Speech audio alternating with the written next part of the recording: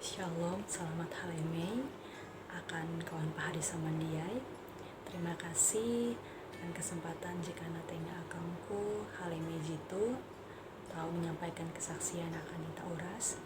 Tapi sebelum teh izinkan aku memperkenalkan arepku terlebih dahulu. Arangku Isabella, aku berasal bara Kuala Kurun, tepatnya Kalimantan Tengah. Ibu Kuabara, ibu kota Palangkaraya, menempuh perjalanan sekitar 4 jam angkatau sampai Huang Eka Kumilai, yaitu Kuala Kurun. Metu tu aku melayani Huang Balikpapan, Huang sekolah ita, Yayasan Pendidikan Advent Balikpapan. Aku mengajar Huang SD Bahasa Inggris, Huang SMA sebagai guru matematika. Kesaksianku haleme itu tentang proses perjalanan persalinanku anak pertama Ike, J karena tengah aran Fania Arisa Sendo.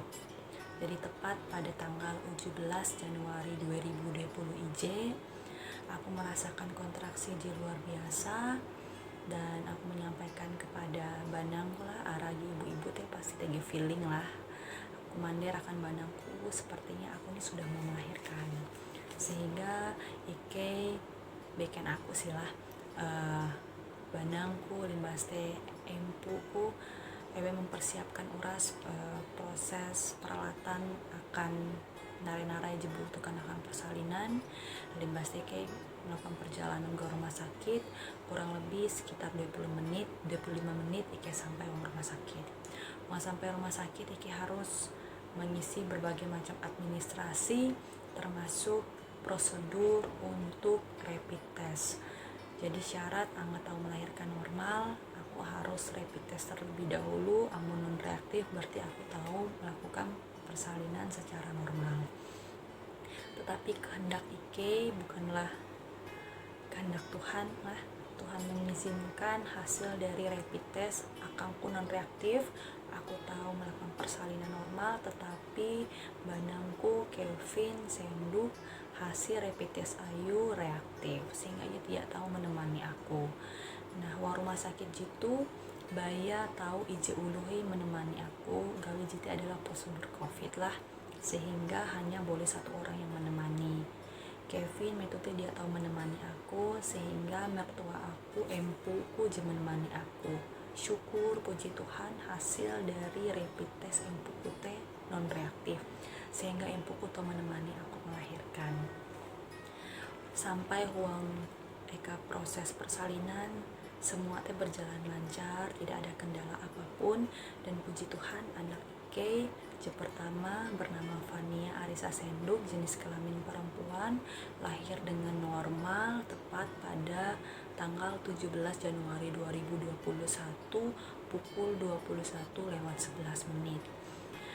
Tetapi tege kendala isu tuang pernapasan anak Ike, di mana pernapasan nate cepat, tidak normal seperti bayi biasanya, sehingga anak Ike itu harus masuk ruang observasi dokter. Dan aku mengizinkan anakku untuk diobservasi karena itu yang terbaik ya. Nah, tetapi bukan tidak cukup sampai di situ saja. Setelah melewati proses persalinan secara normal, aku harus di CT scan gawi aku jadi rapid test. Hasil rapid test ku teh kan non reaktif. Limbas teh sebelum persalinan aku teh kena PCR ya. Kemudian aku kena PCR karena hasil rapid test banangku kan reaktif. Ewen mike aku teh karena uang PCR kare aku positif. Gawe are kejadian kilau teh hasil rapid non reaktif tapi hasil PCR positif. Jadi menjaga kemungkinan hal itu terjadi, sehingga aku di PCR. Tapi hasil PCR ku jitu dia tahu langsung belua, kare belua jewu haleme paling lambat.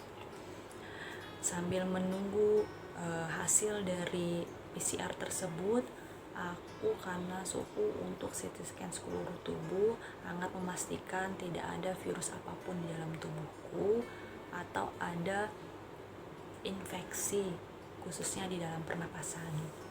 Puji Tuhan lah hasil bara CT scan hasil late bahalap dan tidak ada gangguan apapun, sehingga aku tahu masuk ke ruang rawat inap tetapi Fania tetap berada di ruang observasi.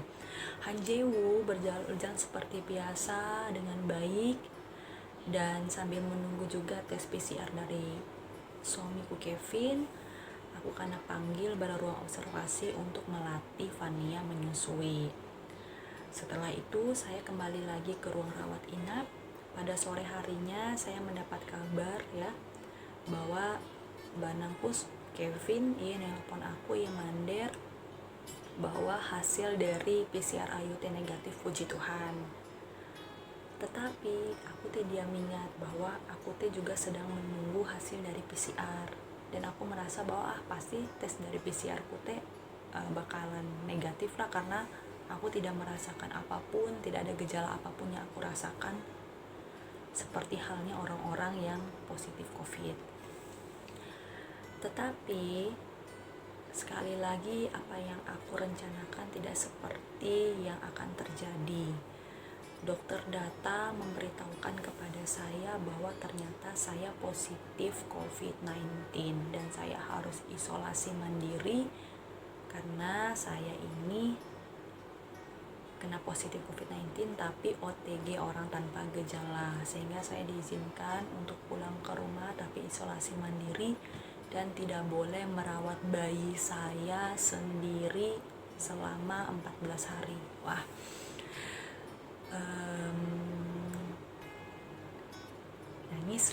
nangis dan merasa seperti ingin menyalahkan Tuhan, tapi sudah terjadi seperti ini, mungkin Tuhan punya rencana yang lebih indah. Saya harus pulang bersama dengan mertua dan suami saya tanpa membawa Fania, karena Fania sudah sempat saya pegang dan sudah bersentuhan dengan saya, sedangkan pada saat itu status saya sudah positif COVID-19.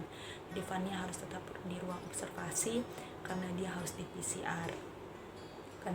PCR. Jadi bagaimana Fania menyusuinya? Dia untuk sementara dikasih susu formula. Sedih memang, tapi inilah perjalanan hidup harus dilewati. Lalu kami pulang tanpa membawa anggota keluarga baru ke dalam rumah. Tentu ibu-ibu pasti bisa merasakan apa yang saya rasakan tanpa saya jelaskan. Kemudian berulang kali dokter selalu menyampaikan agar bila mana Fania ini nantinya tidak positif atau negatif, dia akan pulang tapi tolong tidak dirawat oleh ibunya. Itu adalah hal yang paling sangat menyedihkan yang saya rasakan, dan saya tidak pernah menyangka bahwa hal ini akan terjadi di dalam kehidupan dan dalam proses dari persalinan, bahkan sampai adanya Fania.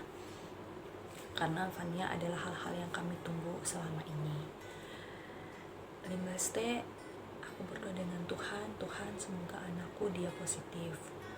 Mimpai, Tuhan jadi izinkan aku positif, tapi elaklah anakku, ya kan?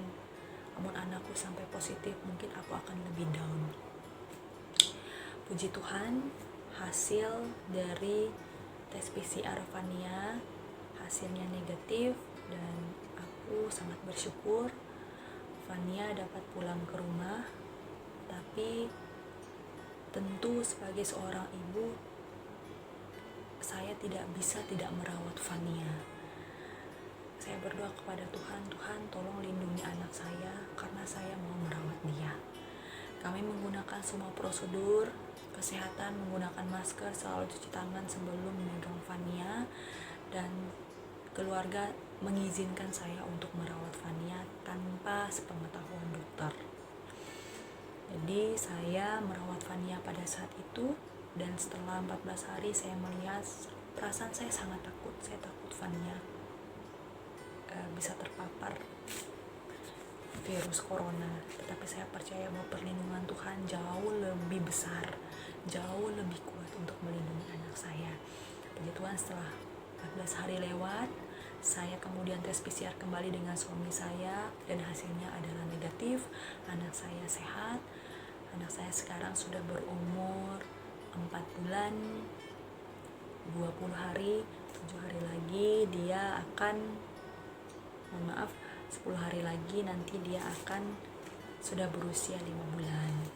Jadi ayat yang ingin saya sharing kepada kita semua pada sore hari ini terambil dalam 1 Korintus pasal 10 ayat 13. Pencobaan-pencobaan yang kamu alami ialah pencobaan-pencobaan biasa yang tidak melebihi kekuatan manusia, sebab Allah setia, dan karena itu Ia tidak akan membiarkanmu kamu dicobai melampaui kekuatanmu. Pada waktu kamu dicobai, Ia akan memberikan kepadamu jalan keluar sehingga kamu dapat menanggungnya.